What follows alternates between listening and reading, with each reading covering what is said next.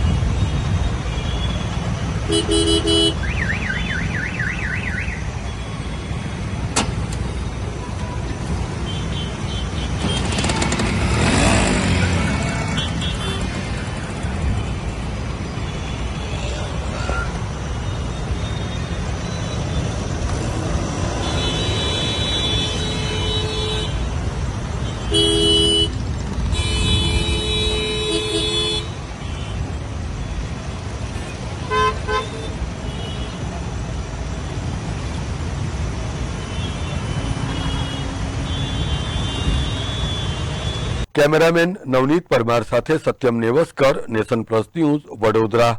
સમાચારોના સતત અપડેટ મેળવવા માટે અમારી નેશન પ્લસ ન્યૂઝની યુટ્યુબ ચેનલને સબસ્ક્રાઇબ કરો, બેલ આઇકન દબાવો અને જોડાયેલા રહો ફેસબુક, ઇન્સ્ટાગ્રામ અને ટ્વિટર પર.